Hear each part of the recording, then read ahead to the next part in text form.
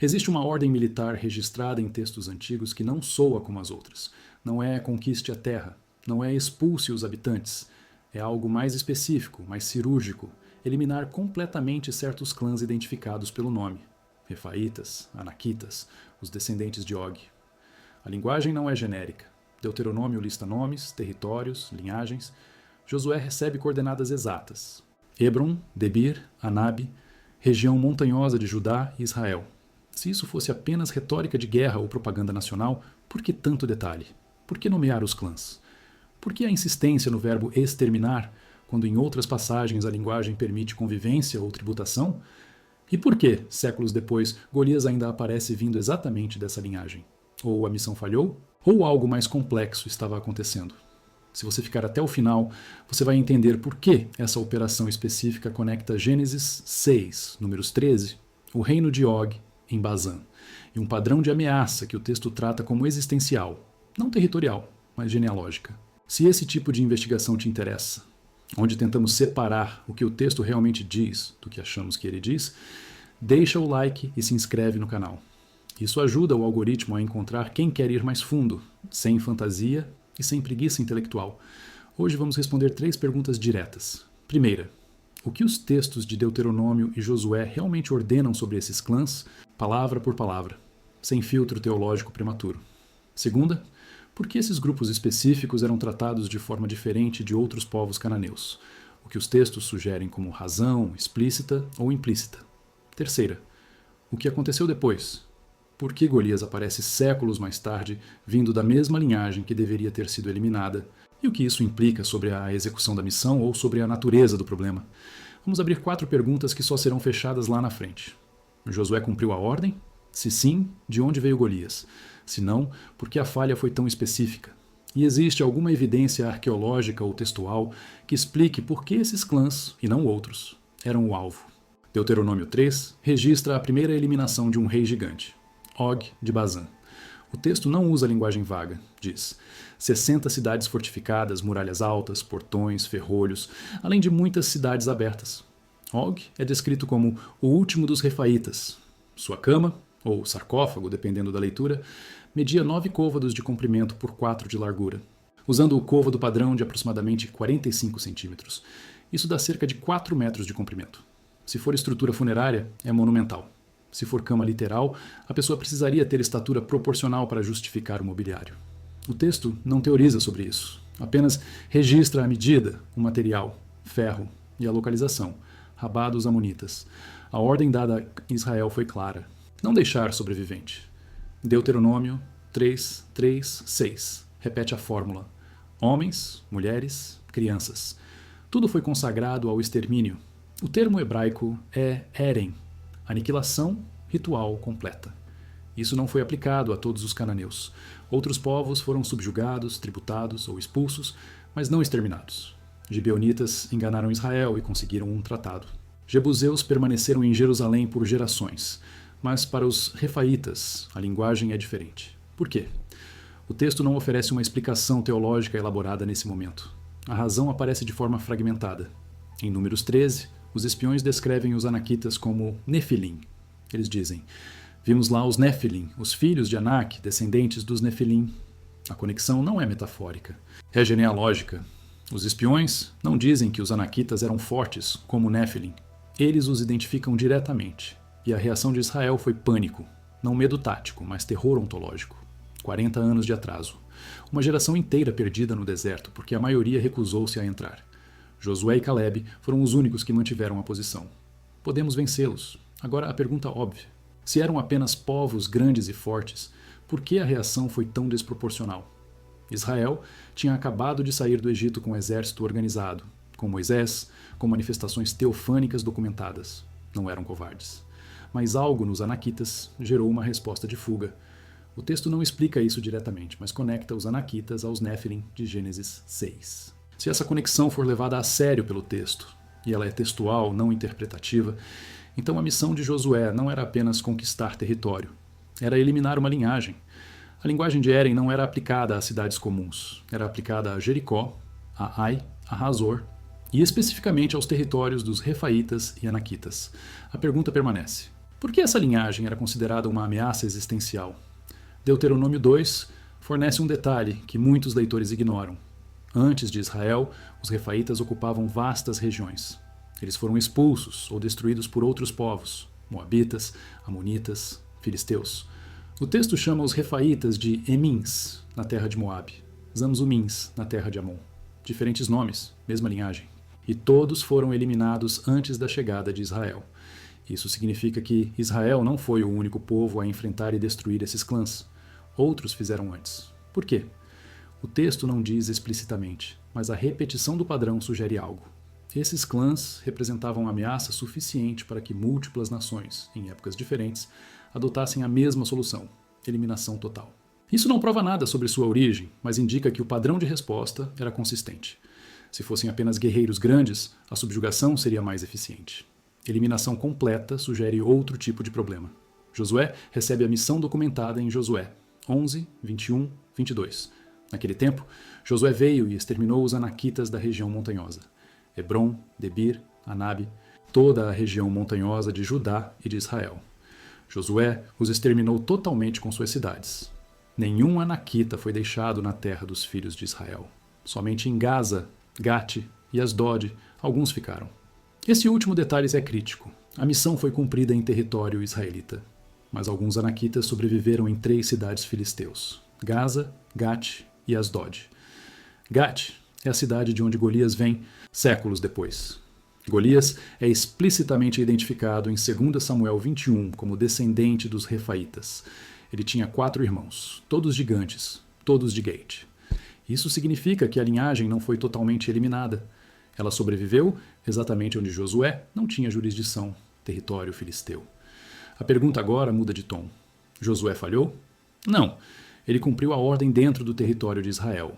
Mas a ordem original era territorial ou genealógica.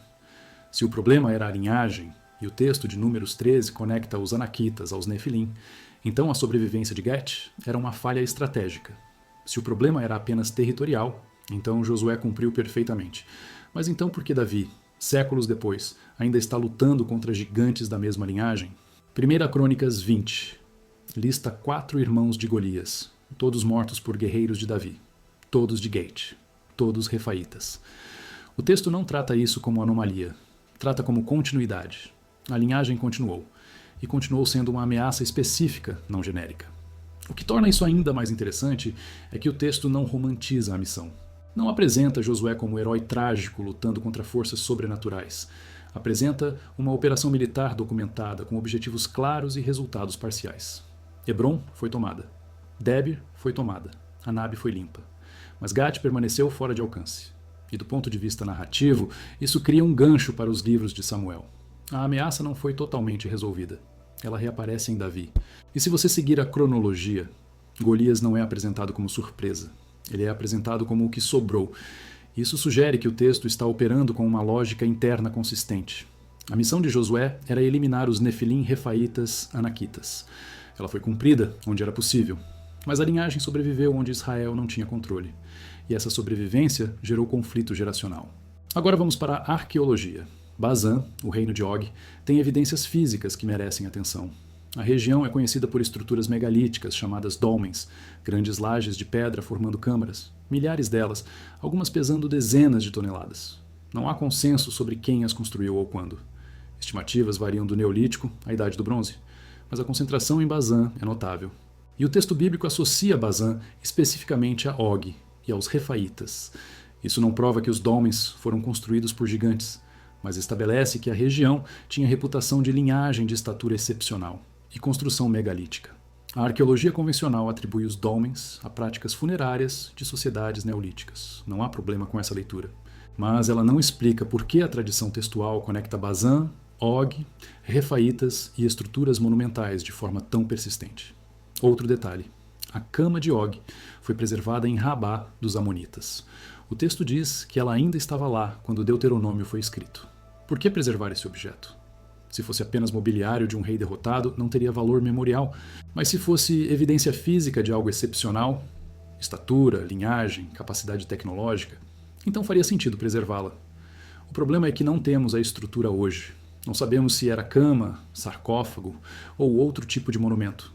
Mas o fato de o texto registrar suas dimensões exatas sugere que havia algo a ser verificado.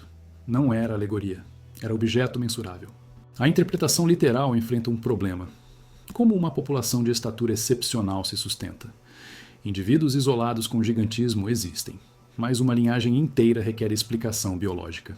Se fossem humanos com alguma condição genética, como síndrome de Marfan ou gigantismo hipofisário, isso explicaria indivíduos, mas não clãs. Clãs requerem reprodução estável. E condições genéticas extremas geralmente vêm com problemas de saúde que reduzem longevidade e fertilidade. Então, ou havia algo diferente na biologia dessas linhagens, ou o texto está usando hipérbole. A hipérbole é uma explicação viável. Textos antigos exageram inimigos para glorificar vitórias. Mas então por que o texto de Números trata a estatura dos anaquitas como razão suficiente para recusar a entrada em Canaã? Hipérbole não gera pânico real. Ameaça real gera pânico real. A leitura alternativa, que conecta os Nephilim de Gênesis 6 aos Refaítas anaquitas de forma literal, enfrenta outro problema. Gênesis 6 acontece antes do dilúvio. O dilúvio, segundo o texto, eliminou tudo, exceto Noé e sua família. Então, como os Nephilim reapareceriam depois? O texto responde em Gênesis 6, 4. Os Nefilim estavam na terra naqueles dias e também depois. Esse e também depois é uma linha problemática. Ela sugere continuidade ou recorrência. Se houver continuidade, então ou o dilúvio não foi global ou algo sobreviveu. Se houver recorrência, então o evento que gerou os Nefilim originalmente aconteceu novamente. Nenhuma dessas opções é simples, mas a frase está lá. E o texto de Números conecta os anaquitas aos Nefilim, sem hesitação. A explicação acadêmica convencional é que Nefilim virou um termo genérico para povos grandes ou poderosos, assim como titãs em mitologia grega. Não significa descendência literal, mas categoria cultural. Essa leitura é razoável e resolve o problema do dilúvio. Mas então, por que o texto de Números usa linguagem genealógica? Filhos de Anak, descendentes dos Nefilim, isso não é linguagem de categoria, é linguagem de linhagem. E se for linhagem, então a conexão é mais do que metafórica. Isso não força a leitura literal, mas torna a leitura metafórica mais difícil de sustentar sem revisão textual. Você lê a missão de Josué como limpeza territorial estratégica, como eliminação de linhagem genealógica específica, ou como mistura de ambos. Por quê? Deixa nos comentários. Isso ajuda a entender como diferentes leituras operam e onde elas se separam. A ordem de Herem, extermínio ritual, aparece em outros contextos do Antigo Testamento. Jericó recebeu Herem. Amalequitas receberam Herem, mas a linguagem aplicada aos refaítas anaquitas tem uma nuance. Ela é conectada explicitamente a uma linhagem pré-israelita que ocupava a terra antes. Deuteronômio 2, 10, 11 diz que os Emins eram um povo grande, numeroso e alto como os anaquitas. Eles também eram considerados refaítas, como os anaquitas, mas os moabitas os chamavam de Emins. O texto está dizendo que diferentes povos usavam diferentes nomes para a mesma linhagem. E todos esses povos, moabitas, amonitas, filisteus, eliminaram os refaítas de seus territórios. Israel foi o último a fazer isso, não o primeiro. Isso cria um padrão geográfico e cronológico. Os refaítas ocupavam regiões antes da chegada dos povos históricos. Foram eliminados ou expulsos. Sobreviveram em bolsões. E esses bolsões, como Gate, continuaram gerando conflito. A pergunta estratégica é: por que eliminar em vez de subjugar? Subjugação gera receita, força de trabalho, tributos. Eliminação gera custo militar sem retorno econômico imediato. A única razão para escolher eliminação é se a subjugação for considerada arriscada demais. E para ser arriscada demais, a ameaça precisa ser percebida como existencial. Não eles são fortes, mas eles são incompatíveis. O livro de Enoque, que não é canônico, mas circulava amplamente no judaísmo do Segundo Templo, oferece uma explicação. Ele expande Gênesis 6 e descreve os Nefilim como híbridos, gerados por vigilantes, seres celestiais e mulheres humanas. Esses híbridos eram gigantes violentos que consumiam recursos, derramavam sangue, ensinavam artes proibidas. E o dilúvio foi enviado para eliminá-los. Mas Enoque também menciona que os espíritos dos Nefilim, chamados de espíritos malignos, permaneceram na terra após o dilúvio, causando opressão e conflito. Isso explicaria o "e também depois", de Gênesis 6. 4. Não significa que os Nefilim sobreviveram fisicamente. significa que o fenômeno recorreu. Essa leitura é teologicamente carregada e rejeitada pela maioria dos acadêmicos modernos como desenvolvimento tardio, mas ela era levada a sério no judaísmo antigo. E se Josué e os autores de Números operavam dentro dessa leitura, então a missão de eliminar os anaquitas não era apenas militar, era espiritual. Era impedir que a corrupção Néfilim se espalhasse novamente. Isso explicaria por que a ordem era extermínio total, não subjugação. Não era questão de território, era questão de contaminação genealógica ou espiritual. A leitura moderna rejeita isso como superstição, e pode estar certa. Mas então precisa explicar por que a linguagem do texto opera dessa forma. Por que conectar os anaquitas aos Néfilim? Por que usar Herem? Por que a insistência em eliminar até mulheres e crianças, algo que é moralmente problemático sob qualquer leitura, mas que faz sentido estratégico se o problema for hereditário? Não estou defendendo a ética da operação. Estou perguntando, qual lógica interna o texto está seguindo? E a resposta parece ser a lógica de que esses clãs representavam uma ameaça geracional, que não podia ser neutralizada por subjugação. Golias aparece em 1 Samuel 17 como o campeão filisteu de Gate. Sua altura é registrada como 6 côvados e 1 palmo, aproximadamente 2,9 metros. Ele usa armadura pesada, capacete de bronze, cota de malha de bronze pesando 5.000 ciclos, cerca de 57 quilos, crevas de bronze, lança com ponta de ferro pesando 600 ciclos, cerca de 8 quilos. A descrição é técnica, não poética. E Golias não é apresentado como anomalia. Ele é apresentado como representante de uma linhagem. Quando Davi o mata, o texto não diz Israel eliminou um gigante. Diz Davi matou o filisteu. Mas 2 Samuel 21 e Punhon. Crônicas 20 listam 4 irmãos ou parentes de Golias, todos gigantes. Todos de Gate, todos mortos por guerreiros de Davi. Um deles, Isbi-Benob, tinha lança de bronze pesando 300 ciclos. Outro tinha 6 dedos em cada mão e 6 em cada pé, 24 ao todo. Todos são identificados como descendentes de Rafa, ou seja, refaítas.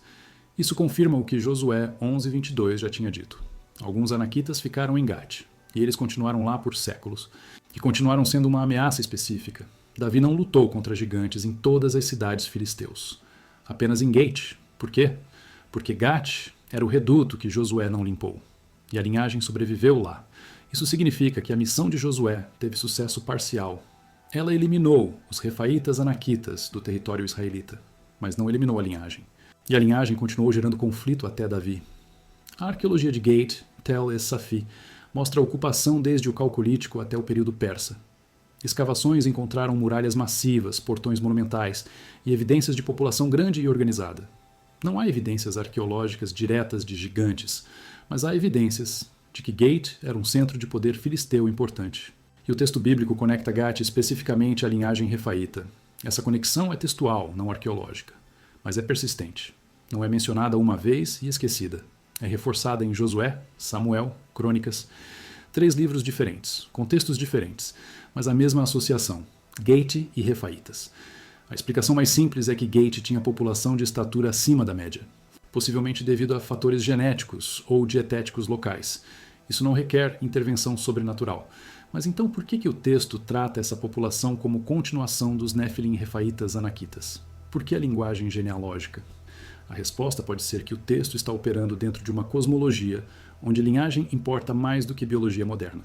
Onde descendente de Rafa não é apenas descrição de estatura, mas marcador de identidade cultural e talvez espiritual. Nessa leitura, eliminar os refaítas não era genocídio étnico arbitrário. Era resposta a uma ameaça percebida como ontológica.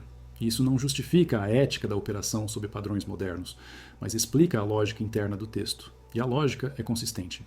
Os Nefilim de Gênesis 6 geraram corrupção. Os refaítas anaquitas eram conectados a eles. A missão de Israel era eliminá-los. A missão foi cumprida onde possível. Mas sobrevivências geraram conflito até Davi. E mesmo depois de Davi, o texto não afirma a eliminação completa. Apenas que os campeões conhecidos foram mortos. A linhagem pode ter continuado em menor escala, ou pode ter sido absorvida, ou pode ter desaparecido gradualmente. O texto não fecha esse loop. Outro elemento importante, a conexão geográfica entre os refaítas e lugares específicos, Bazã, Hebron, Debir, Gate. Essas não são apenas cidades aleatórias, são centros de poder. Bazã controlava as rotas comerciais da Transjordânia. Hebron era centro religioso e estratégico em Judá. Gate controlava a planície costeira filisteu. Esses lugares não foram escolhidos aleatoriamente para a narrativa. Eles eram realmente centros de poder. E o texto os conecta aos refaítas.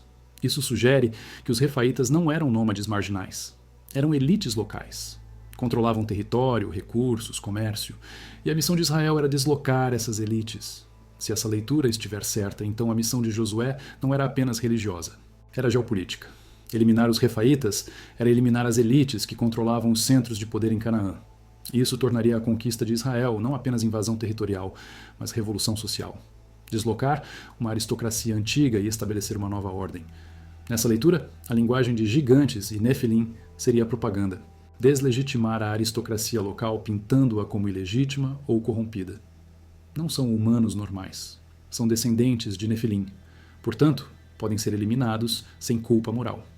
Essa leitura cínica é possível, mas enfrenta um problema. Por que a propaganda seria tão específica? Por que nomear clãs individuais? Por que registrar dimensões exatas da cama de Og? Propaganda é eficaz, é genérica e emocional. Esse texto é específico e técnico. Isso não prova literalidade, mas torna a leitura puramente propagandística mais difícil de sustentar. Algo mais estava acontecendo. Pode ser que os refaítas realmente tivessem estatura acima da média. Pode ser que controlassem tecnologia de construção megalítica. Pode ser que tivessem reputação cultural de linhagem antiga e poderosa. Ou pode ser que o texto esteja operando com múltiplas camadas, memória histórica de conflito real, plus interpretação teológica, plus leitura genealógica conectada a Gênesis 6. O que acontece quando você tenta harmonizar todas essas camadas? Você obtém uma narrativa onde Israel entra em Canaã, enfrenta elites locais de estatura e poder excepcionais, conecta essas elites à tradição dos nefilim, recebe ordem divina de eliminá-las, cumpre a ordem parcialmente, e as sobrevivências geram conflito geracional até serem finalmente neutralizadas sob Davi. Essa narrativa é internamente consistente. Ela não requer leitura sobrenatural forçada, mas também não descarta que o texto acreditava na conexão nefilim, e essa crença gerou ações reais, a missão de Josué. Agora, a pergunta ética. Mesmo que você aceite a leitura literal, que os refaítas eram descendentes de nefilim, que representavam uma ameaça existencial, a ordem de Eren continua moralmente problemática. Extermínio de mulheres e crianças não pode ser justificado sob ética moderna. Então, como o texto lida com isso? Resposta: ele não lida. Ele registra a ordem e a execução sem reflexão moral interna. A reflexão moral vem depois, de leitores que tentam conciliar o texto com suas intuições éticas. E há 3 respostas principais. Primeira, o texto reflete moralidade de sua época, não moralidade atemporal. Segunda, a ordem era específica a um contexto único, eliminar linhagem Nephilim, e não pode ser generalizada. Terceira, o texto está usando linguagem hiperbólica de guerra, e a eliminação não foi tão literal quanto parece. Cada uma dessas respostas tem problemas. A primeira relativiza o texto. A segunda ainda precisa justificar por que eliminar crianças seria aceitável mesmo em contexto único. A terceira enfrenta a linguagem específica de Eren e os registros de Josué cumprindo a missão. Não há resposta fácil. Mas a pergunta precisa ser feita. Se você aceita que os refaítas eram uma ameaça real, genealógica, espiritual ou ambas, qual seria a resposta apropriada? Subjugação? Expulsão? Eliminação? Cada opção tem implicações e o texto escolheu a eliminação. Isso diz algo sobre como o texto percebia a natureza da ameaça. Não era apenas militar, era existencial. O último elemento a considerar é o que aconteceu depois de Davi. O texto não menciona mais gigantes após os irmãos de Golias.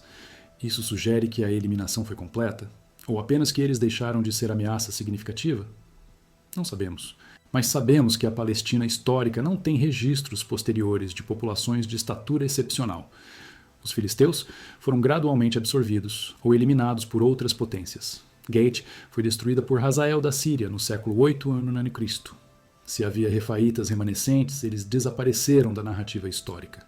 Pode ter sido genocídio, pode ter sido assimilação, pode ter sido que a linhagem simplesmente se extinguiu biologicamente. O texto não fecha esse loop. Isso nos deixa com 3 cenários finais. Cenário A. Os refaítas anaquitas eram realmente descendentes de Nephilim de Gênesis 6. Representavam uma ameaça existencial real. E foram sistematicamente eliminados ao longo de séculos por múltiplos povos culminando em Israel, sob Josué e Davi. Nessa leitura, a missão foi necessária e bem-sucedida, embora moralmente complexa. Cenário B. Os Refaítas eram elites locais de estatura e poder excepcionais. Foram conectados retrospectivamente aos Nefilim para justificar sua eliminação, e a missão de Josué foi revolução geopolítica disfarçada de mandato divino. Nessa leitura, a missão foi eficaz, mas moralmente questionável. Cenário C. Os Refaítas eram povos comuns. A linguagem de gigantes é hiperbólica. A conexão com Nefilim é teológica, não genealógica. E a missão de Josué foi conquista militar padrão com retórica religiosa. Nessa leitura, a missão foi normal para a época, mas sem significado teológico especial. Qual cenário se sustenta melhor? Depende de quanto peso você dá à linguagem textual versus contexto histórico versus expectativas teológicas. O cenário C é o mais aceito academicamente porque requer menos suposições extraordinárias, mas ele enfrenta a especificidade do texto. Por que tantos detalhes sobre linhagens, dimensões, territórios? O cenário B é atraente para leitores que querem manter base histórica sem compromisso teológico. Mas ele precisa explicar por que a propaganda seria tão consistente e técnica. O cenário A é a leitura mais literal e teologicamente carregada, mas ela enfrenta problemas biológicos e éticos significativos. O que fica de pé é isto. Israel tinha uma missão específica de eliminar certos clãs. Esses clãs eram conectados textualmente aos Nephilim. A missão foi cumprida parcialmente. As sobrevivências geraram conflito até Davi. E depois de Davi, a ameaça desapareceu. Isso é o que o texto diz. Interpretação é outra camada. Mas a narrativa interna é clara. Não era conquista territorial genérica. Era eliminação de linhagem específica. E a razão, explícita ou implícita, era que essa linhagem representava a continuidade de algo de Gênesis 6 que não podia ser permitido. Se essa investigação valeu o seu tempo, se você saiu com perguntas melhores do que entrou, considere se inscrever no canal e ativar o sininho. Estamos construindo uma comunidade que não aceita respostas prontas, que não ignora texto inconveniente e que não vende fantasia quando a realidade é mais complexa e mais interessante. E se você tem recursos históricos, arqueológicos ou textuais que ampliam ou desafiam o que foi apresentado aqui, deixa nos comentários. Esse tipo de conversa é raro e valioso, e você pode estar sentado em algo que muda a perspectiva. A última linha da missão de Josué não é triunfalista, é prática. Josué cumpriu o que podia. O resto ficou para Davi, e o resto do resto desapareceu da história. Se os Refaítas eram o que o texto sugere, descendentes de algo anterior ao dilúvio, linhagem que sobreviveu ou recorreu, ameaça existencial que precisava ser neutralizada. Então a missão levou séculos, mas foi concluída. Se eram apenas elites locais com boa nutrição e narrativa fundacional forte, então a missão foi revolução bem-sucedida, disfarçada de guerra santa. Ou se eram povos normais com retórica exagerada, então a missão foi conquista militar padrão. Mas em todos os três casos, algo real aconteceu. Clãs específicos foram eliminados, territórios específicos foram tomados. E a narrativa de Israel começou onde a narrativa dos Refaítas terminou. O próximo passo é investigar o que Davi sabia que Josué não sabia, porque quando Davi enfrenta Golias, ele não hesita. Ele já sabe exatamente o que precisa fazer.